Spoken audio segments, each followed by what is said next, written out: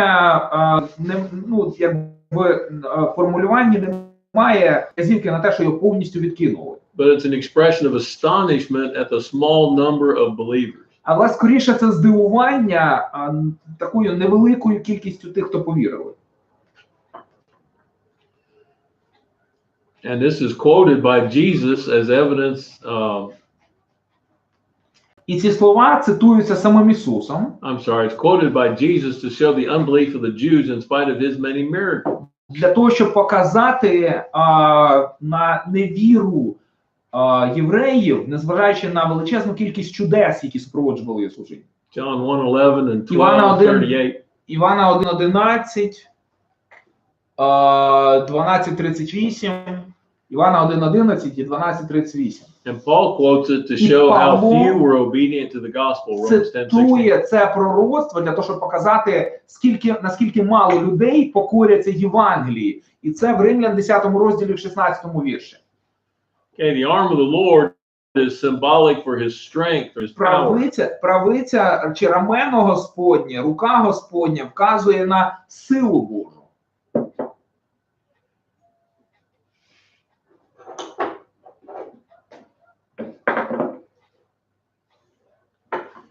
And so the power and strength of the Lord was seen through the servant by the miracles and wonders and signs performed by Jesus and the apostles. І це вказує на великі чудеса, ознаки, дива, які здійснені були Ісусом і апостолами. Це рамено, мишця або рука Божа. Ну, якби по-різному перекладається, але одне те саме.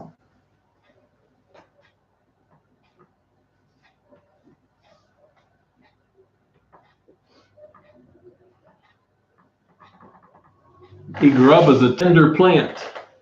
Сказано, що виріс він, немов така, невелика рослинка. Out of dry ground. Із сухої землі. Which doesn't sound like is something that would be possible. І це звучить ніби щось таке, що просто навіть нереальне. But the text intends to emphasize that what appears impossible with men is not so with God. Але текст вказує, що те, що неможливе людям, не може бути не обов'язково неможливе для Бога.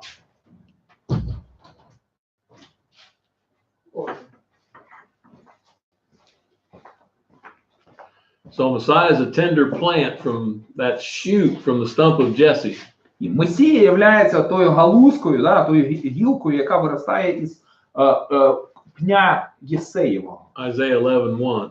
Ісая 11 розділ, перший вірш. But his family tree was cut down because of their sins. Але сімейне дерево їхнє, родинне дерево, зрубане через гріхи їхні. So there's been no king for approximately 600 years. Впродовж 600 років приблизно в них не було, з цього роду не було жодного царя. From the time of Jeconiah, із часів Єхонії, which you can read about in Jeremiah 22:24-30. Про що ми можемо дізнатися з Єремії 22 глави, 24 по 30 вірш. Until the time of Christ. І аж до часів Христа, тобто з часів Єхонії до часів Христа не було царів із роду Давидового.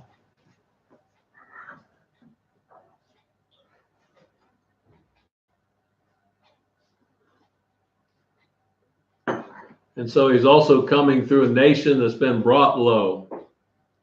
Він приходить в народ, який принижений. After several generations of foreign powers. Впродовж кількох поколінь над Ізраїлем правили чужоземці. In sequence you had the Assyrians, якби асирійці, Babylonians, м'ялися на вавилонян, Persians, вавилоняни на персів, Greeks, греки на персів, перси на греків, and Romans. І римляни, врешті-решт. So it had become nothing compared to what it once was. Тому стали вони нічим порівняно з тим, чим вони були в якийсь момент часу. At the very best, they were a vassal nation paying tribute to a foreign country. І що саме гірше, вони весь цей час платили данину чужоземцям. Yet out of this deadness, this branch was going to І spring up. саме з цієї смерті, стану померлого, виросте нова галузка. He grew up before him. Він виріс перед ним. That is under God's watchful eye. Це мається на увазі під пильним оком Божим. In obscurity and lowliness. Будучи в одинокості і в покинутості.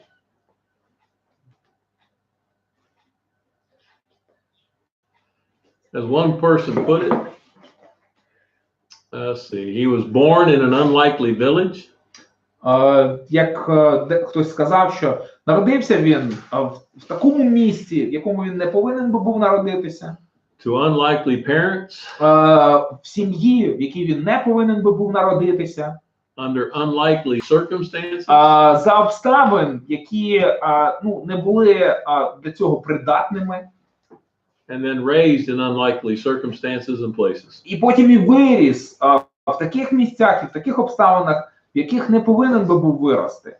He grew up in a city that was Він виріс у місті, of no importance. Яке не мало ніякого значення. You remember, I think it was Nathaniel who asked the question, can anything good come out of Nazareth? Пам'ятаєте, Натанаїл, здається, запитав це, озвучив це. Хіба щось хороше може прийти з Назарету?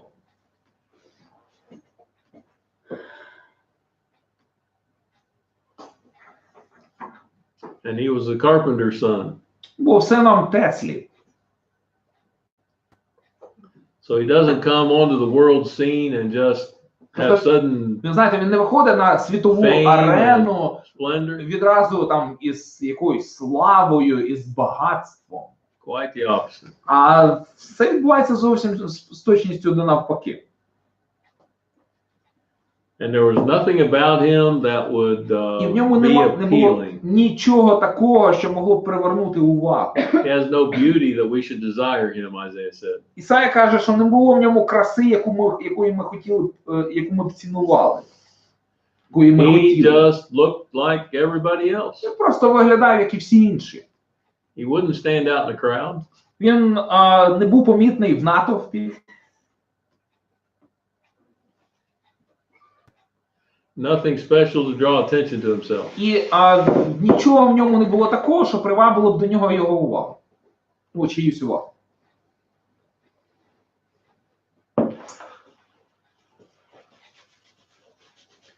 As one person put it, he wasn't handsome or ugly, tall or short, fat or skinny. Він не був ні високим, ні низьким, ні гладким, ні худим. However, he probably did not have blonde hair and blue eyes. Але точно у нього не були блакитні очі і світле волосся.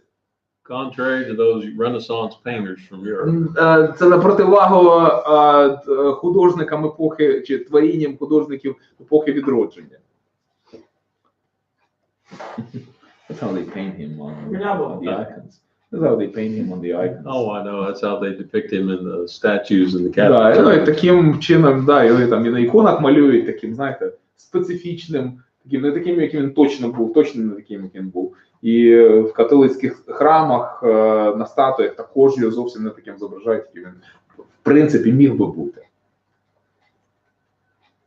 There was nothing about Jesus that would draw the attention of the masses to want him to be their king. І нічого не було в Ісусі такого, що могло привабити до нього маси людей, і щоб вони захотіли, щоб він раптом став їхнім царем.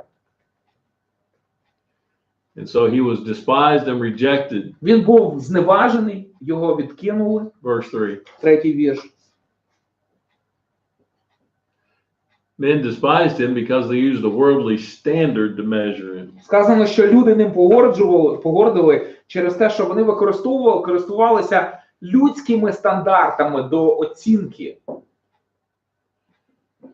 He was rejected because he was not a man of importance. Він був відкинутий через те, що в ньому не бачили якоїсь такої важливості. He wasn't wealthy and had a man of substance. Він не був багатим, тобто таким самодостатньою людиною він не був. Like the chief priests and the rulers. Як ну, порівняно особливо із правителями і з первосвященниками.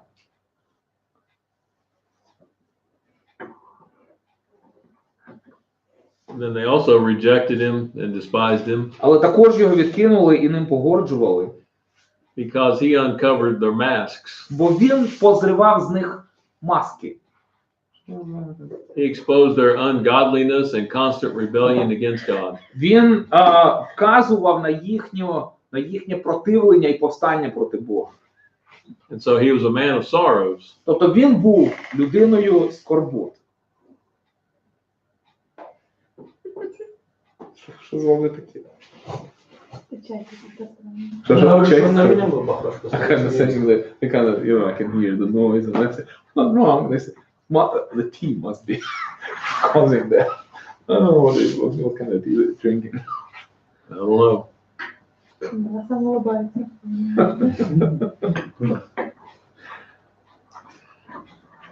As a man of sorrows, he understood what it was like to be hungry, to be tired.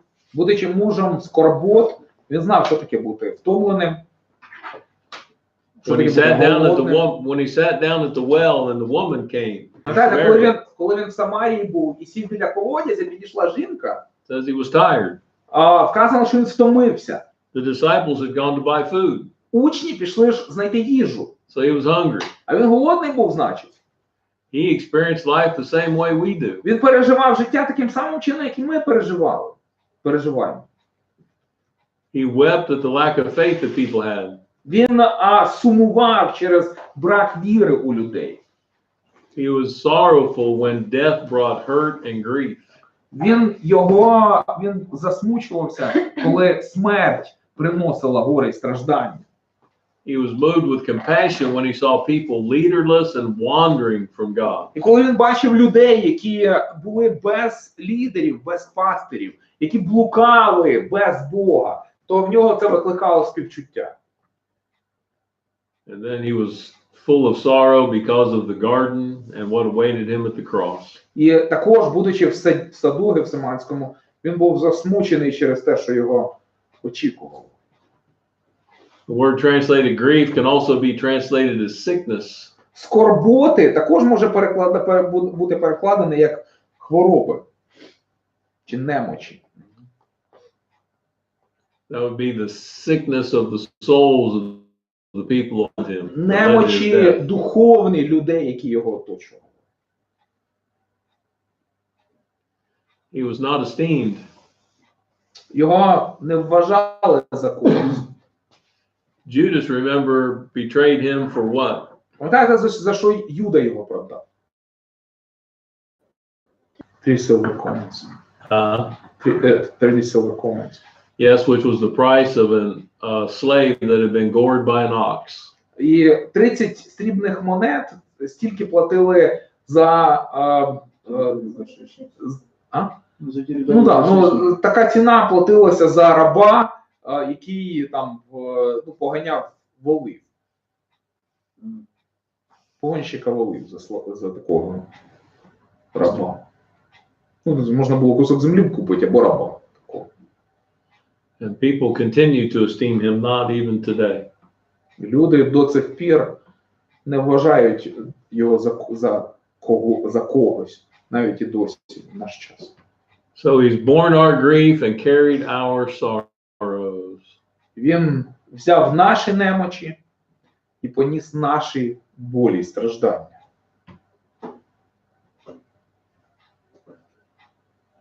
He took the suffering that we deserve. Він взяв на себе страждання, яке ми заслуговували.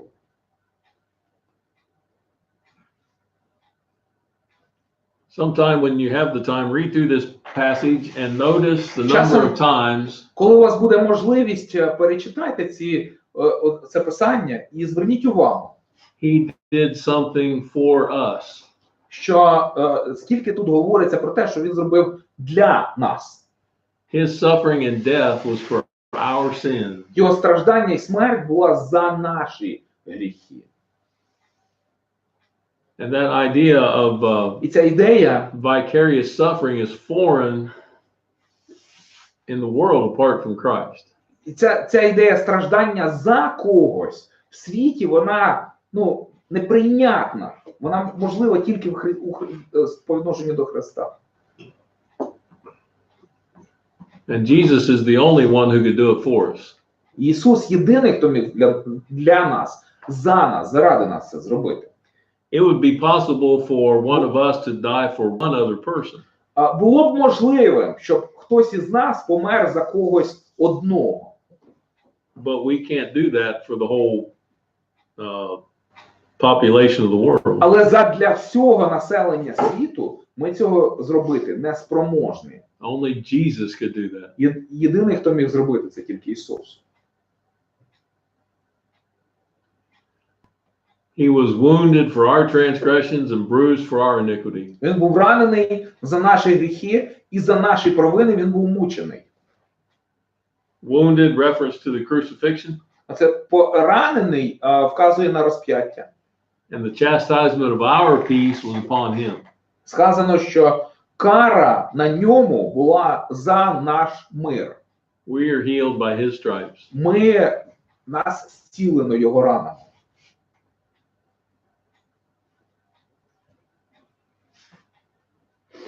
If you go back to chapter 1 of Isaiah, Якщо повернетеся до першого розділу Ісаї, Isaiah describes the Він sickness that описує was in the nation of Israel. він описує хворобою, якою захворів народ Ізраїля.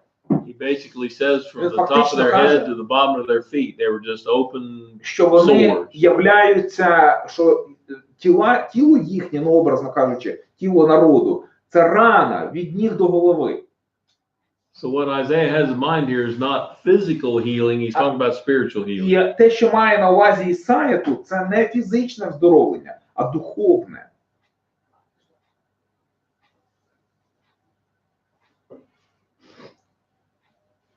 Goes on to say, all we like sheep have gone astray. Він далі каже, що ми як вівці, які заблукали.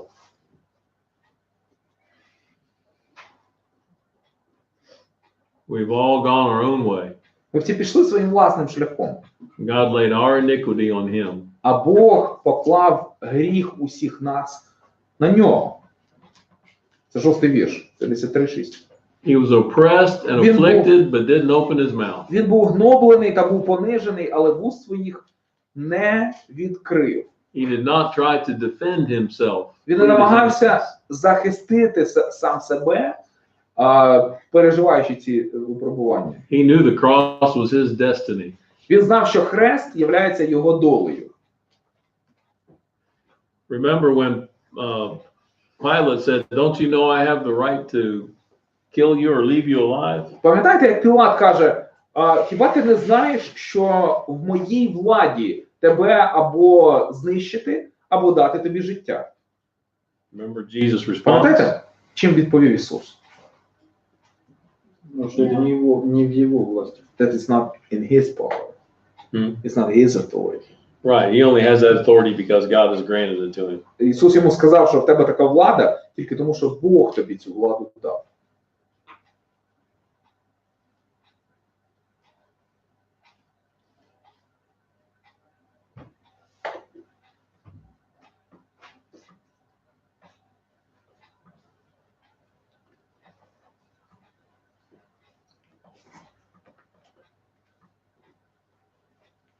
He made his grave with the wicked and with the rich man in his death. Сказано також в 9-му вірші, що злочинцями визначили йому гроба його поховали в багатого. He's crucified between two criminals. Розіп'яли його поміж двох злочинців. And buried in a rich man's grave. А поховали в могилі багача.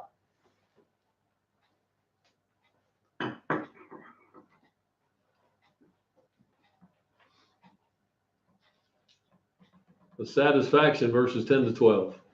З 10 по 12 вірш. Винагорода. Verse 10. 10 вірш. It pleased the Lord to bruise him, to put him to grief. що Господь зволив, щоб побити його і щоб завдано йому було муку. Meaning it was God's will Тобто це вказує на те, що була Божа воля, that Jesus suffered the cross. щоб Ісус вистраждав на хресті. So how is it that his death being put to grief pleased the Lord? Яким же чином смерть і страждання і горе можуть бути вгодними Богові? Well, Jesus' death on the cross was voluntary, John 10, 17 and 18. Івана 10, 17, 18 говорить про те, що смерть на хресті була добровільною. He gave himself wholly to the will of the Father, Luke 22:42. Він повністю віддав себе в руки Отця для здійснення його волі. Луки 22:42. And Matthew 26:42. І Матвія 26:42. His death was the culminating act of learning obedience, Hebrews 5, 8 and 9. Його смерть була кульмінацією його покори. Послання до євреїв, 5 розділ, 8-9 вірші. And Paul speaks І of Christ Павло говорить про Христа as an offering and sacrifice як про to God, a sweet smelling aroma. жертву Христову. Що жертва Христа – це запашність для Бога, приємна. Ephesians 5:2. Ефесян 5:2. And no one or no thing else could pay the penalty for sin. І ніхто ніщо не спроможний заплатити належне за гріх. So God Тому Бог allowed Christ to suffer in our place. дозволяє Христу постраждати за нас. Hebrews 9:14 Євреям 9:14 and 10:1-7. і 10:1-7. It pleased the Lord to bruise him. Сказано, що зволив Господь, щоб муки йому було завдано.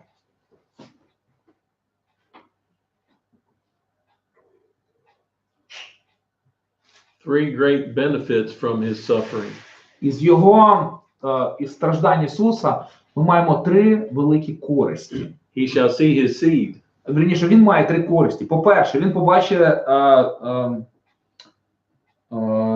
побачить насіння своє. Це 10-й вірш.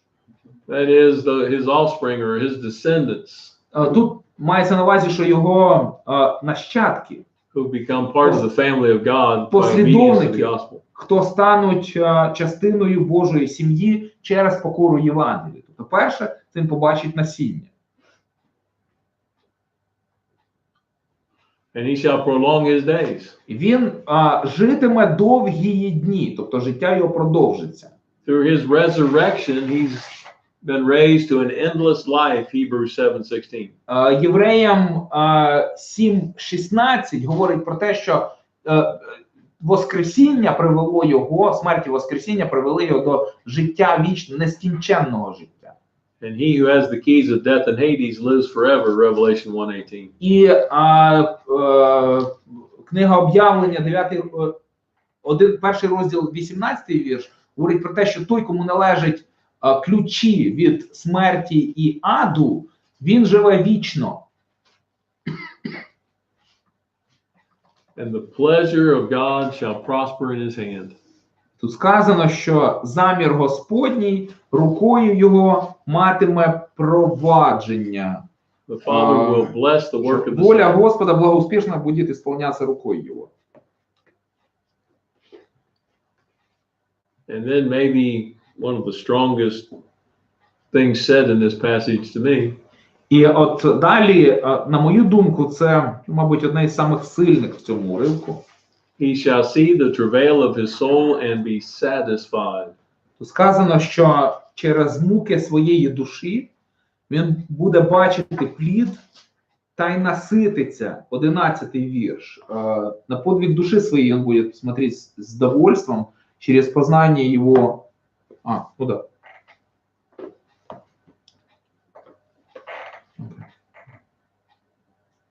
What? Oh, I thought you said you were looking at something.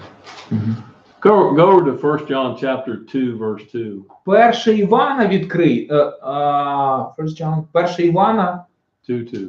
2 глава, 2 вірш. 1 Івана, перше послання Івана, I'm sorry. Yeah. 2:2. Well, 1 and 2. Вірніше, 2:1-2. Let's read that, please. І прочитайте хтось, будь ласка.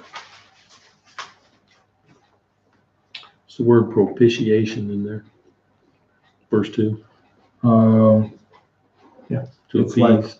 Yeah, Okay. like to intercede.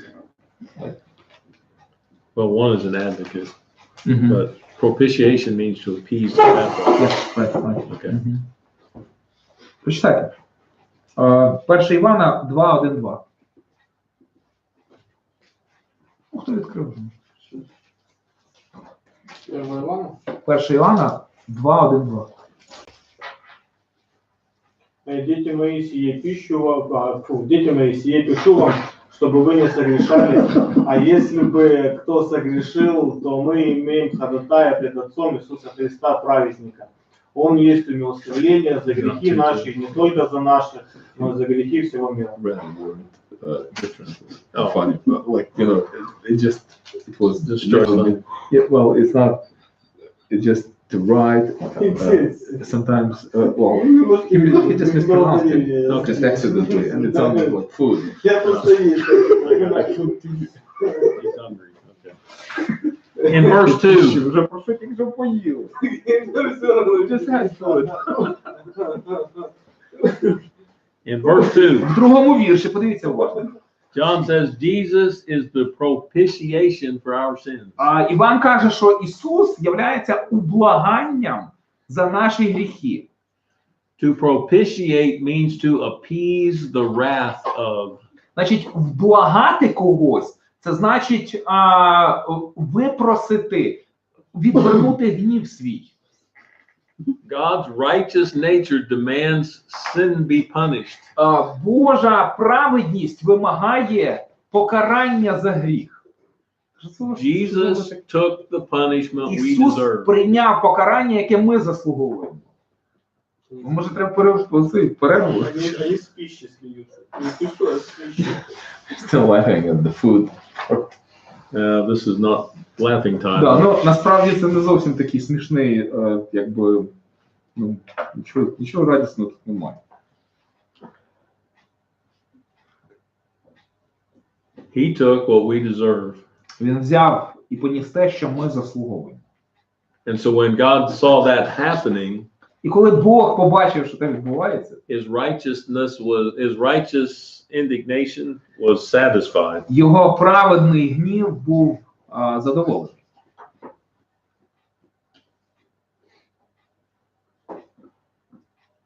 So when you think about all that he endured Якщо подумати взагалі про все, що йому довелося пережити, between the garden між садом Гефсиманським and the resurrection, і Воскресінням, it was all for us. це все без виключення було для нас. It was what we deserve, Це було те, що ми заслуговуємо. but he took it. Але він прийняв це.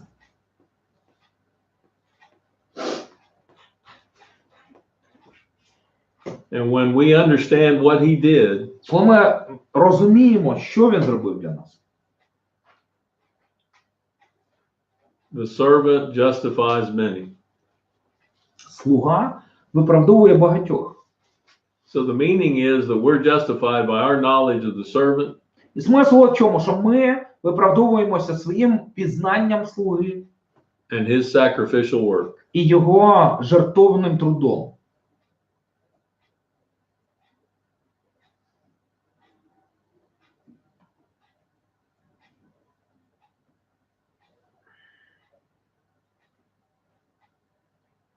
And so he has his portion among the great. Тут сказано, що він має частку серед великих. He's conquered death, hell, and the grave. Він переміг смерть, Death, Hades, and the grave, I guess. могилу і гробницю свою, і ад. So the time will come when he will show who he truly is, the only Думаю, настане potentate, час. King of Kings and Lord of Lords. Що? Он оправдывался чем? Своим познанием судей и его чем? І його жертвою. Ну, його викупною роллю, іскупітельною роллю. Настане час, коли ми пізнаємо, що хто він, що він цар царів, Господь Господь. Huh? Yeah, I'm just translating what you just said. Oh, okay. Sorry.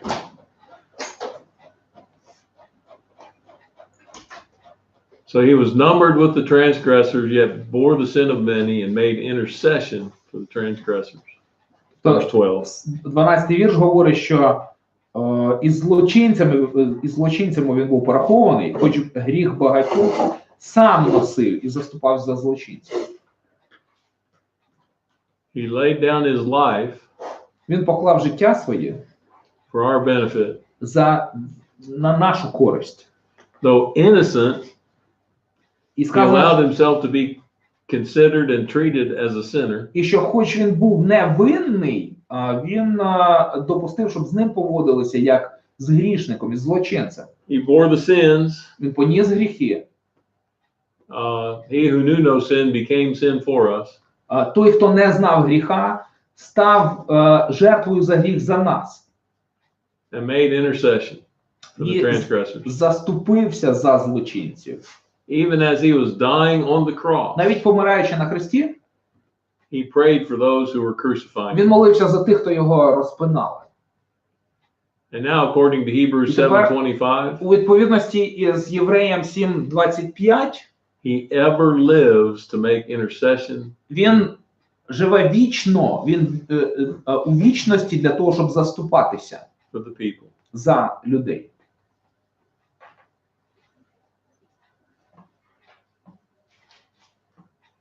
Now, you should have a paper there Так, у вас має бути така that листочок, shows the prophecy and the fulfillment.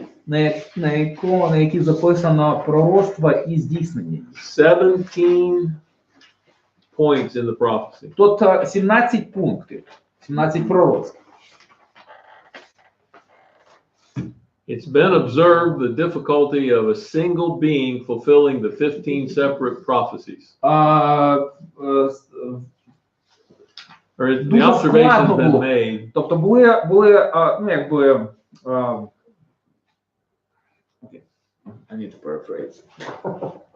Okay, here's what I'm trying to say right here. It just doesn't translate like literally. I got you. Yeah, I understand. Okay. Because I've translated it. Okay. It wasn't on it.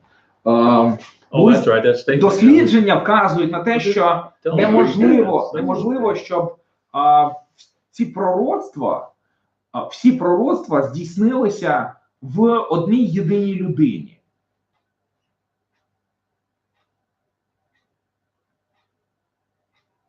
So imagine Просто уявіть собі, how difficult it would be to just fulfill one. наскільки складно було б хоча б одному пророцтву здійснитися в And когось. here's Jesus fulfilling 17. А в Ісусові здійснюється 17 пророцтв, тільки з однієї глави. That's just only one chapter. That's just only one Yeah, that's chapter. just in this one chapter.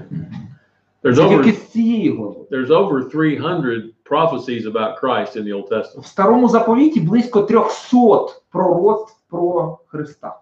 All of them fulfilled. І всі ці пророцтва в ньому здійснилися.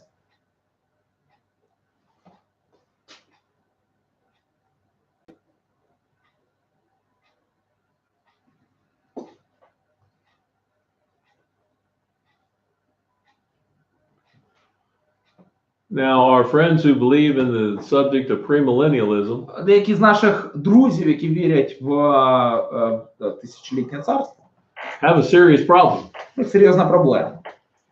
because they believe Jesus wasn't supposed to die. Вони вірять, що Ісус не повинен був померти взагалі, в принципі. But the Jews rejected him, Але євреї його відкинули, and so God had to create the church і Богові довелося створити церкву, to serve until Christ could come back and establish his kingdom. яка покликана служити, аж доки Христос не повернеться і врешті не організує царство своє. You see a problem with Бачите that? в цьому проблему яка?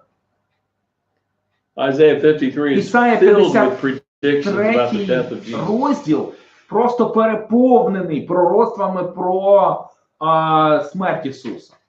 The Jews did not reject him without God knowing that would happen. Євреї не відкинули його без того, щоб Бог не знав, що станеться.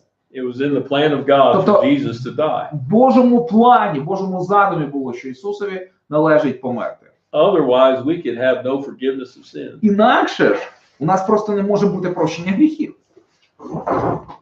Now, I have a proposition. У мене є We have 2 more chapters that we need to cover У for мене the є final. пропозиція до вас. У нас є ще 2 глави, які нам потрібно пройти для здачі екзамену. So if you'll hang in there while we cover those 2 chapters, then tomorrow we take the exam first. Якщо ви потерпите, і ми пройдемо з вами ці 2 глави, то ми Briefly look at the завтра rest of Isaiah and be done no later than noon. ми спочатку зранку здамо екзамен, а потім до обіду, до 12-ї години, ми закінчимо з усім. It won't take us too long. We should be done 30-35 minutes. Я думаю, What we need to do. півгодинки в нас це зараз займе. Давай, да. Okay. Що ні? All right, go to Isaiah 55. Ісаї 55 главу. я пройду. Да. 55.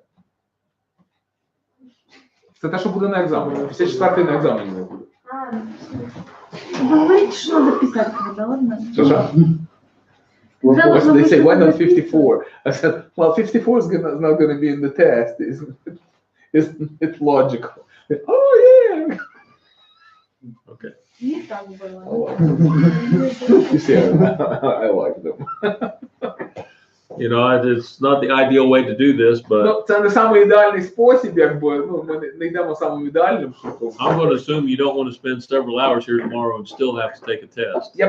Я так підозрюю, що завтра вам не захочеться кілька годин спочатку прозайматися, а потім ще й написати в кінці кінців екзамен.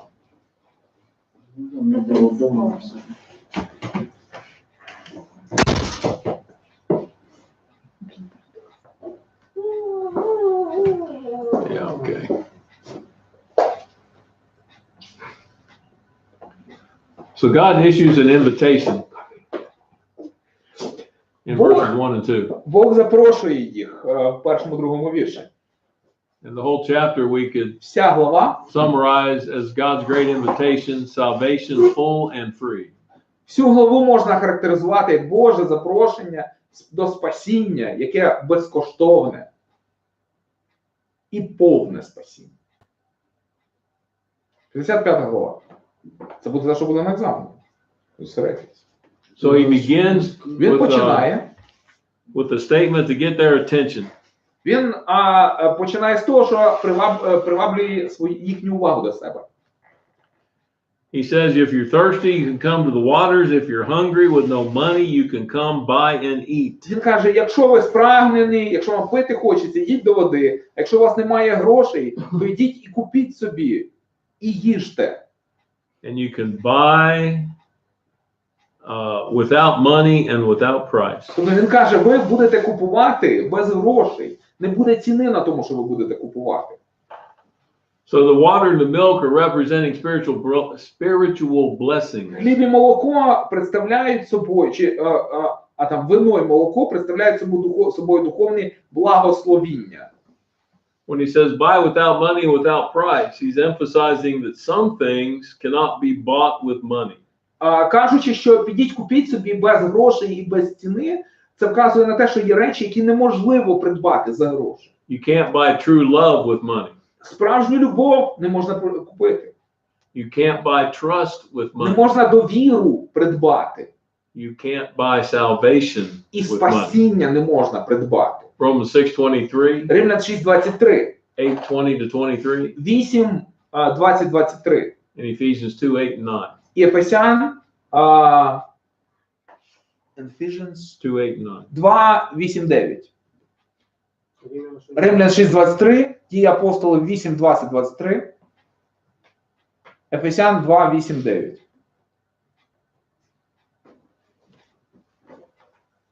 Римлян 6.23, Дії 8.20-23 і Ефесян 2.8-9.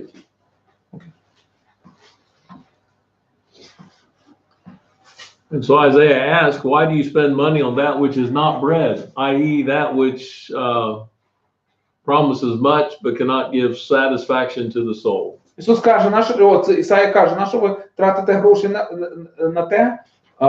на те, що не є хлібом, те, що вас не насичує. Він каже, послухайте мене і споживайте добро, і ваша душа буде насичена.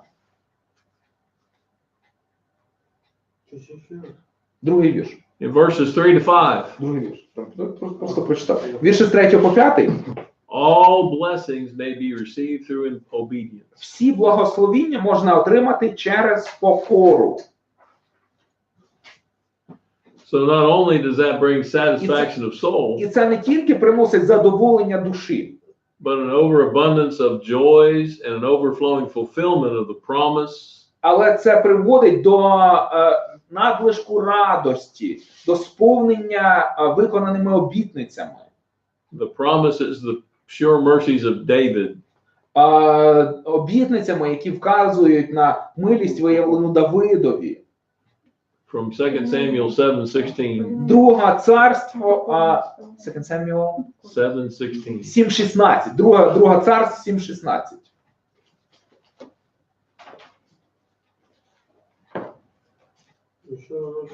Друге царство 7:16. That's the promise to establish David's throne forever. Це обітниця, в якій що буде встановлений трон, престол Давида навіки. So these sure mercies of David, і тому ці певні благословіння чи милості Давидові, які адресувалися, is an allusion to the abiding nature of David's spiritual вони throne. вказують на духовну сутність престолу Давидового. In Acts 13:34, В Діях 13 розділі 34 вірші Paul applies the sure mercies of David to the church. Павло застосовує цей термін милості Давидові до церкви. So these words, the sure mercies of David, Незмінні Давидові милості. І оцей термін are saying that David's throne is safe and secure in the kingdom of the Messiah. вказує, що престол Давидовий зберігається, він міцний, він стоїть і за правління в царстві Месії. And these sure mercies І ці незмінні милості are provided in the everlasting covenant God would make with man. Вони присутні в відвічному заповіті між Богом і людьми. With provision through Christ, the seed of David, for salvation. І через Христа в насінні, вірніше, через насіння Давидове в Христі ми маємо запевнення спасіння. Now we know that this can't be a reference to a physical kingdom. Ми знаємо, що це не має стосунку до фізичного царства. Because when Coniah was carried off to Babylon, Бо коли King Coniah, цар Єхонія, Jehoiakim, коли він забраний був вавилонянами, God said, "No more shall a man of his seed prosper sitting on the throne of David." Бог сказав, що жодна людина після нього не сидітиме в славі на троні на престолі Давидові. Jeremiah 22:30. Єремія 25:30. He was the last divinely appointed king Останнім призначеним in царем Judah. в Юдеї. Because his successor Zedekiah Бо його наступник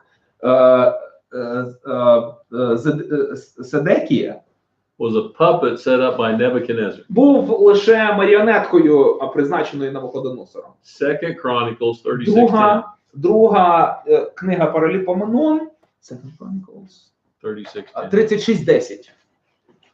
Furthermore, Більше того, when the crown was removed from Zedekiah and his rule overturned, коли престол був коли Седекія був звергнутий з престолу, God said, і правління його припинилося, Бог сказав: this also shall be no more until he comes whose right it is, and I will give it to him. І Бог сказав, що більше не буде правителів, аж доки не прийде той, кого я призначу. Ezekiel Єзекіль 21, 21, 27. 27. Книга Єзекіля 21, 27. And so David was given to be a witness to the people. Давид даний як свідчення народу. Jeremiah 30 verse 9 speaks of David their king, whom I, Jehovah, will raise up. Єремія в 30 главі 9 вірші говорить, що Давид говорить про Давида, царя їхнього, якого Єгова поставить їм. And Ezekiel says that God will raise up his servant David to be a shepherd and a prince among his people. А Єзекіль говорить, що Бог поставить посеред них слугу Давида, слугу, який буде пастухом і буде царем народу його. Ezekiel 34, 23 and 24. Це книга Єзекіля 34, 23, 24. Єзекіля 34, 23, 24. And he said they would call on a nation that they knew not. Він каже, що вони будуть And a nation that knew them not would run to them, or run to God. Which verse is that? Verse 5, I think. 5-й вірш говорить, що покличеш народ, що не знає його, і той люд, що не знає тебе, і вони поспішать до тебе. So that's a reference to the Gentiles. Це вказує на язичників тут. They would come under the everlasting covenant. Вони прийдуть і вступлять до вічного заповіту. John 10:16. Івана 10:16. And the early growth of the church after the gospel was preached to the Gentiles was phenomenal. І ріст церкви того моменту, коли Євангеліє стало доступне язичникам, відкрите язичникам, ріст був просто феноменальний.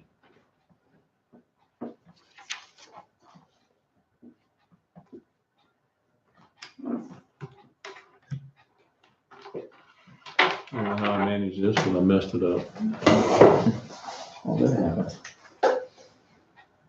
What's the matter? No. Oh. I'll let it run on that.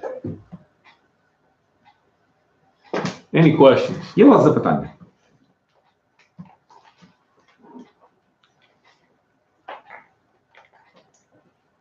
So God's promise extends to all the world. I think I said that right. 8 and 9 is God's appeal to the unrighteous. 8-й, 9-й вірш. Бог звертається до неправедників. And 10 and 11 says God's word is designed to accomplish its purpose. А 10-й, 11-й вірші говорять про те, що Слово Боже призначене для того, щоб досягти поставленої цілі ним. And 12 and 13, the world realizes its fulfillment. І 12-й, 13-й вірш говорять про те, що світ усвідомлює здійснення сказаного Богом. And we'll take about a 2-minute break. 2 хвилини пауза. And then we'll go to Isaiah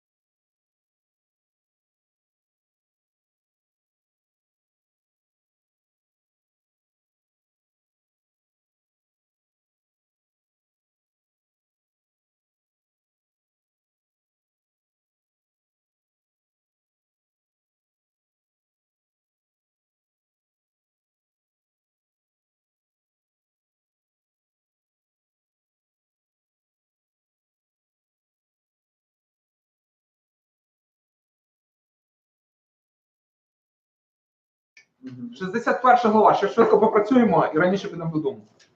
Somebody read verses 1 to 3 for us. З 1 по 3 вірш 61-го прочитайте. Господа Бога на мне, ибо Господь помазал меня благовествовать нищим, послал меня исцелять сокрушенных сердцем, проповедовать пленным освобождение и узникам открытие темницы, проповедовать лето Господне, благоприятный день чтения Бога нашего, утешить всех сетующих, возвестить сетующим на Сионе, что им вместо пепла даст укращение, вместо плача или радости, вместо унылого духа, славная одежда, и назовут их сильными правдой, наслаждением Господа во славу Его. All right, now look at Luke 4:17 to 21. А тепер Луки, 17 главу, вірші із 4 главу, 17 по 21 вірш. Луки 4, 17, 21. Let's read this passage. І прочитаємо ще й це. Луки 4. Ему дали книгу пророка Исаии, и он раскрыл книгу, нашел место, где было написано: «Дух Господень на мне, ибо Он помазал меня благовествовать нищим и послал меня исцелять сокрушенных сердцем, проповедовать пленным освобождение, слепым прозрение, отпустить измученных на свободу, проповедовать лето Господне благоприятное».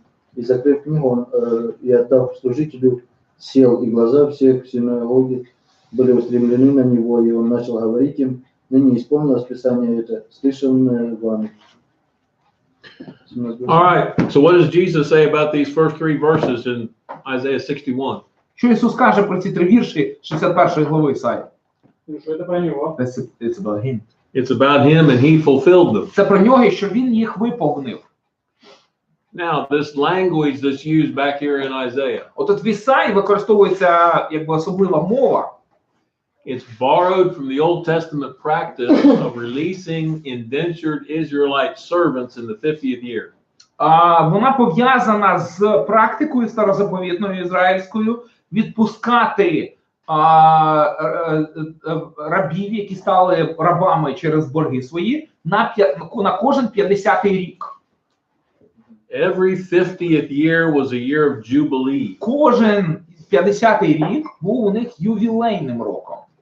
And slaves who had sold themselves, які потрапили в рабство, які продалися в рабство, were to be released їх потрібно було відпускати. unless they went and had the load bored into the lintel or doorpost of the house. Хіба що, за виключенням тих випадків, коли самі ці раби добровільно прокулювали собі вухо об одвірки дому свого господаря. Тоді вони залишалися в рабстві.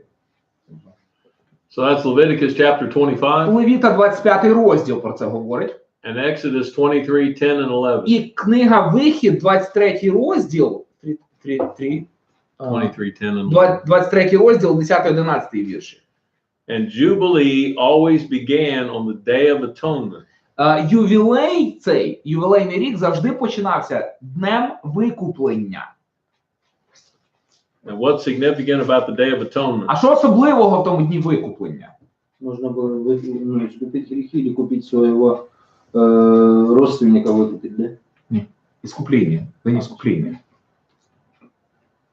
Жертву принести. А? Ну так, жертву. Ну що там за день іскуплення? Пам'ятаєте, день викуплення? В чому особливий він був? Там що, викуплен був, що купав гріхи. Когда из Египта был? День искупления, в смысле, жертву когда-нибудь? День відпущення, день... На смещение грехов или что? Ну, не просто відпущення гріхів. Там був особий день, особий праздник. Раз в году когда или как? Да. Почему? Ну, это когда первосвященник туда That's сидит. when the high priest- Козла отпущения, вы знаете? Я думал, Scapegoat. я вообще Я вообще думал, что просто не Scapegoat. поняла. Right. Да, абсолютно вірно. Ну, положили все грехи на козла отпущения и отпускали его. Ну, И человек so чистый. they would kind of put all the sins on that scapegoat. Right. Once that scapegoat be led out into the wilderness, І того козла відпускали в пустельне місце. But there was a second goat, it would be sacrificed. А другого козла, And the high priest would do what with that blood? і що первосвященник робив тою кров'ю? Окропляв. І спринкл. Заходив Святой Святих, окропляв. А? Ну, окропляв. І спринкл. Що? Sprinkled it where? Куди він? На Святой Святих. Holy of Holies. Yeah, on the Ark of the Covenant. На ковчег заповіту. That's the one time all year that high priest was allowed to enter there. Єдиний раз, коли впродовж року первосвященнику дозволялося заходити в святе святих. So don't miss the symbolism of releasing these slaves on the 50th year on the Day of Atonement. Тому не слід випускати з уваги символізм особливий того, що ювілейний рік, коли відпускали рабів, починався в день викуплення. So Isaiah 61:1-3. Ісаї 61 розділ з 1 по 3 вірш. We could summarize this as Christ's great commission given by God. Можна ось ці вірші якби підсумувати як великий наказ Божий стосовно місії Месіїного. It sets forth the work that God the Father had appointed to Jesus to do in his earthly ministry. Ця місія Sets forth God's appointed work for him to do in his earthly тобто ministry. тут визначається призначена Богом місія Христа в цьому світі. All right, so he says, the Spirit of Він the каже, Lord Jehovah is Дух- upon me. Дух Господа Бога, Дух Господа Єгови на мені.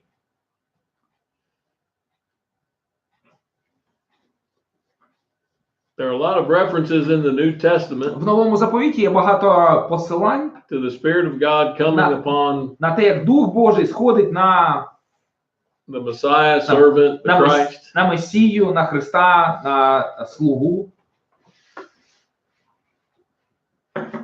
In Isaiah, it's 11:2, 42:1, В Старому Заповіті також 48:16. у Ісаї це 11 глава, 2 вірш, 42 глава, 1 вірш, 48 глава, 16 вірш, 49:8, 54. 49:8 і 54. Занято. So this was appointing Christ to be prophet, priest, and king. А тут Христос призначений бути помазаником, царем. Matthew 3:16 and John 3:34. Матвія 3:16 і Івана 3:34. Матвія 3:16 і Івана 3:34. In Acts 10:38, В діях 10:38 Peter said that Петро Jesus was говорить, що anointed with the Ісус Holy Spirit and with power. помазаний Духом Святим і силою Божою. Іоанна і Діяння. Значить, Іоанна 3:34 і Дії 10:38.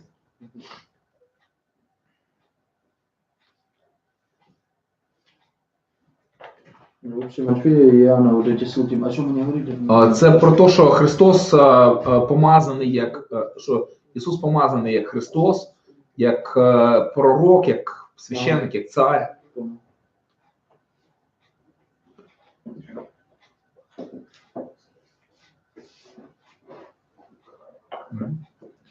All right, so he was appointed to preach the good tidings to the poor. Сказано, що він Poor meek.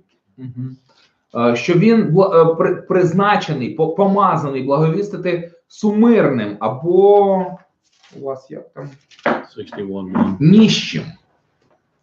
Poor. Okay. Some translations have meek as well. Well, meek is Ukrainian. Russian translation is poor. Okay.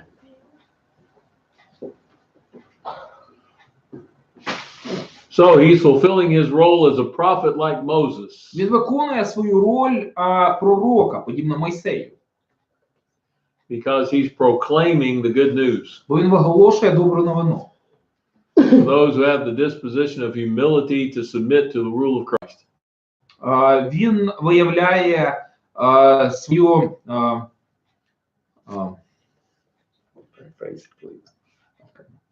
losing it. This fulfills his role as a prophet because he's proclaiming the good news. Він виконує свою роль пророка, бо він виголошує благозвістку. To those who Тим, are хто willing to бажає submit to the rule of Christ. покоритися правлінню Христа.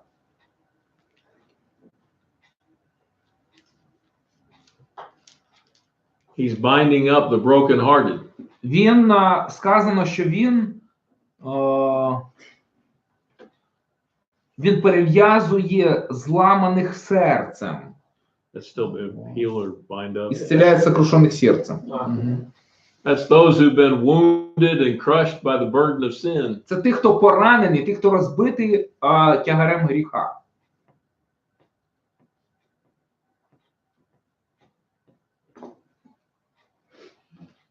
Many people Багато become людей brokenhearted because of sin. У багатьох людей розбиті серця через гріх.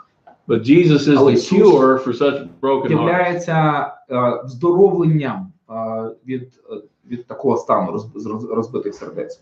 He's the counselor, Isaiah 9:6, Ісаї 9:6, він порадник, with words of wisdom and hope to lift the spirits. у якого є слово мудрості для того, щоб підняти тих, хто ослаб в дусі.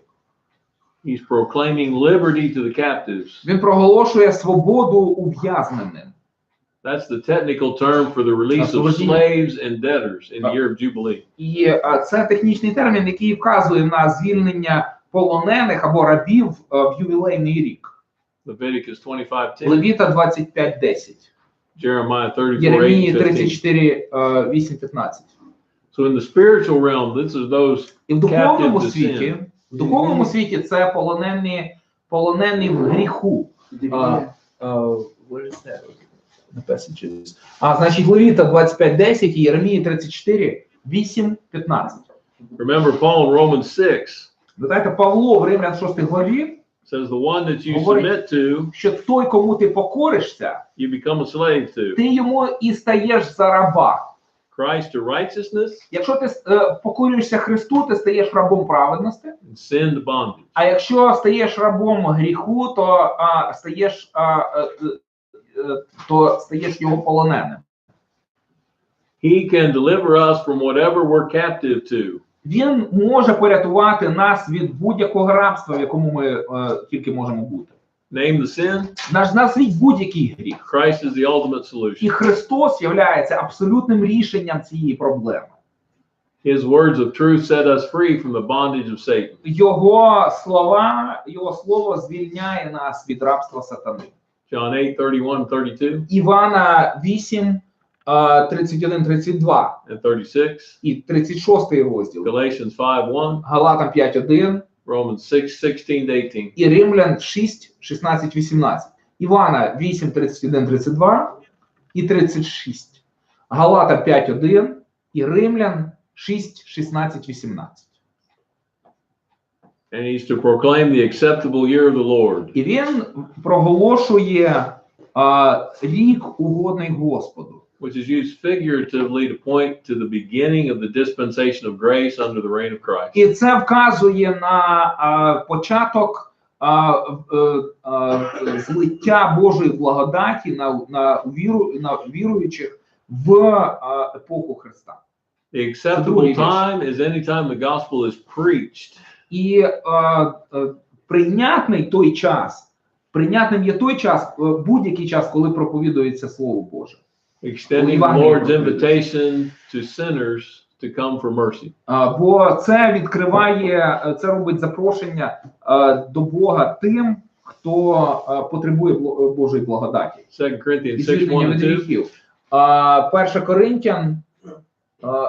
Коринтян 6:1-2 And Hebrews 3:7-15. і послання до євреїв 3:7-15. Значить, 2 Коринтян 6:12, 6:1-2, пробачте. 2 Коринтян 6:1-2 і євреям 3:7-15. And the day of vengeance of our God. Тут сказано, що день помсти нашого Бога, день мщення нашого Бога. So the year of God's favor От рік Божої and ласки, the day of his vengeance. день помсти, день вподобання Господу і день помсти. I think trying to emphasize that where sin abounds, grace much more abounds. Romans 5:20. І на мою думку, це вказує на те, про що говориться в Римлянам 5 розділі 20 вірші, що там, де рясніє гріх, там збільшується благодать. Римлян So- 5:20. Romans 11:22 speaks about the goodness and severity of God. Римлян 11:22 говорить про доброту і про суворість Бога.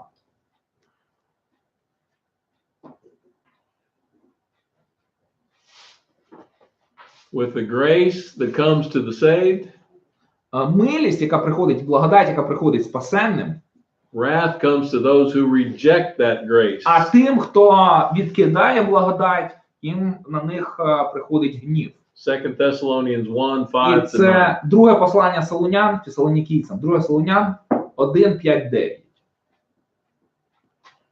And brings comfort to those who mourn. Тут сказано, що він втішає всіх, хто в жалобі, або утішає всіх сетуючих. Some scholars tell us that this word Деякі богослови стверджують, що mourn is usually Це used слово in reference to grieving for жалоба. the dead. жалоба в основному використовується для того, щоб показати смуток за померлим. Because Jesus is the resurrection and the life, John 11, І 25. оскільки Ісус є воскресіння і життя, Євангеліє від Івана 11:25, We do not sorrow Ми- like others who have no hope at the death of the righteous. ми не сумуємо за померлими праведниками, як за кимось, хто не має надії. 1 Thessalonians 4:13. 1 Солунян 4:13, 1 Фесалонікійцям, 1 Солунян 4:13.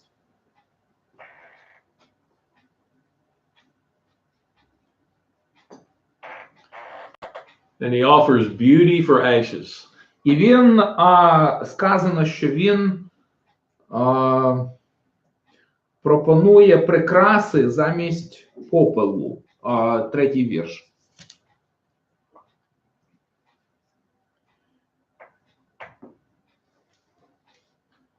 And he says the oil of joy for mourning, І каже, що радості він пропонує замість жалоби, garments of praise for the а spirit of heaviness. одежу похвали замість темного духа.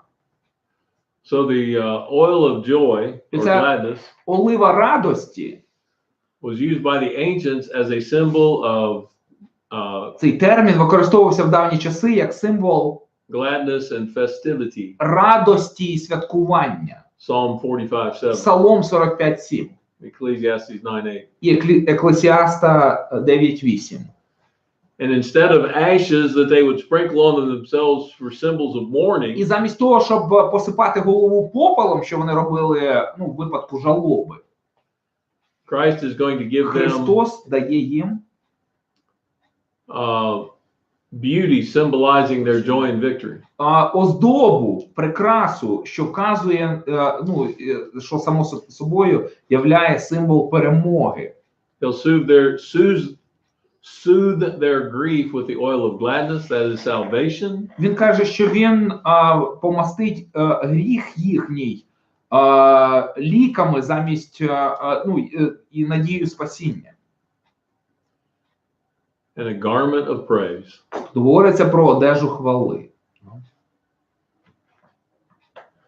Which is in verse 3. Прости. З третій вірш.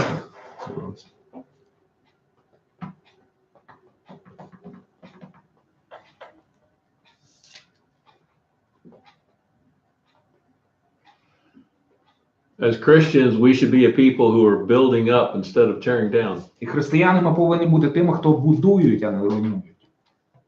Think about how Jesus was Ви подумайте тільки, як Ісус, in the encouragement department.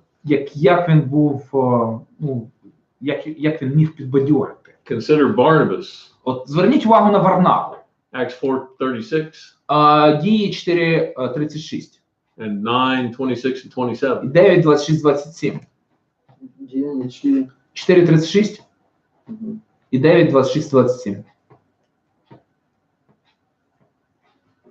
And for Jesus as an encourager, Philippians 4:13. І також Филип'ян 4:13. Ісус наша втіха. And will be trees of righteousness. Сказано, що будуть дуби праведності. That God may be glorified. Для того, щоб прославився Господь.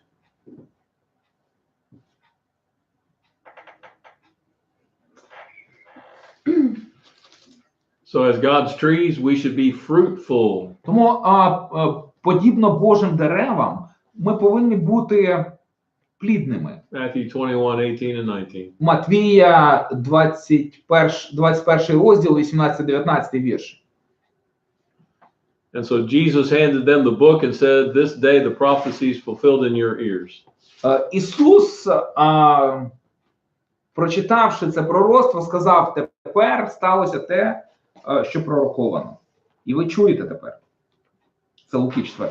So under the direction of Christ, під керівництвом Христа we continue as believers to proclaim the gospel of liberation. ми, віруючи, продовжуємо виголошувати Євангелію звільнення.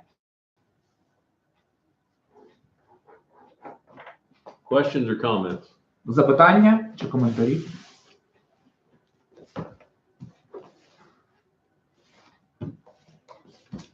All right, we'll find out tomorrow. Ну тоді завтра побачимо.